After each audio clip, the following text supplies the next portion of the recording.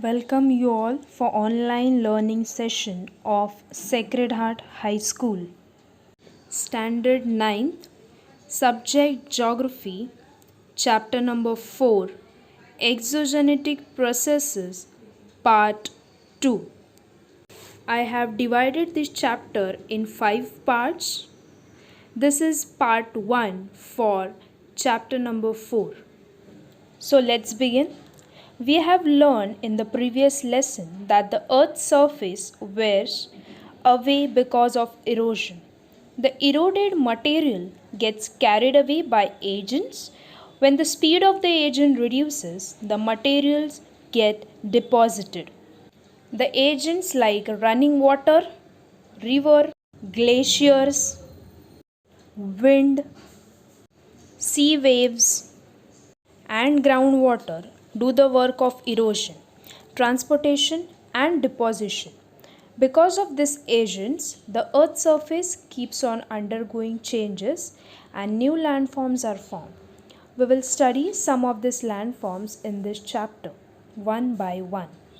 First, work of rivers and landforms. In this, we will see erosional work of rivers, transportation work of rivers, and deposition by rivers. Can you tell? How will you differentiate between a rill, gully, stream? The smallest natural flow of rainwater is a rill. Many rills come together to form a gully.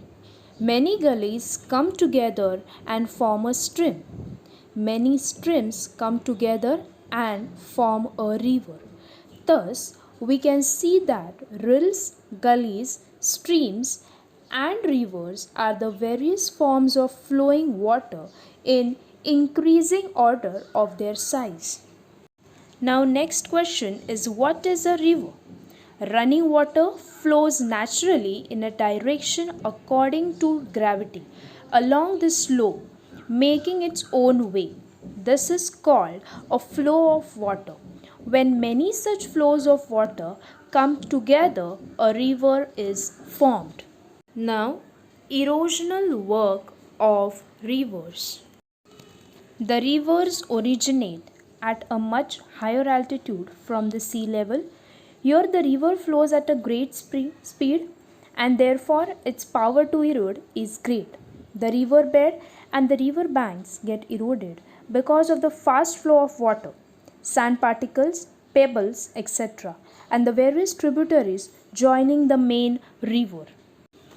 All this leads to the formation of gorges, canyons, V-shaped valleys, and waterfalls.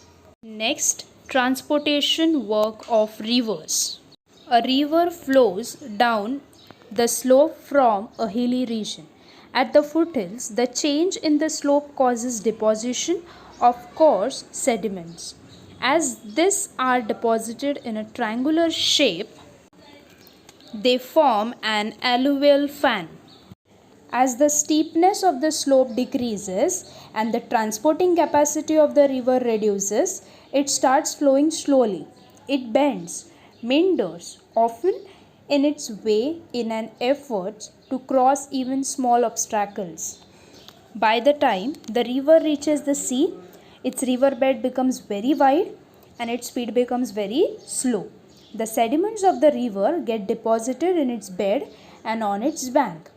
So the factors that determine the deposition of sediments are the length of the rivers, volume of water, amount of sediments, and the slope of the river and the earth's surface. Thus, landforms like flood levees, floodplains, and deltas are formed because of deposition of sediments. To clear your views about river system, I have given one picture. Just go through the picture.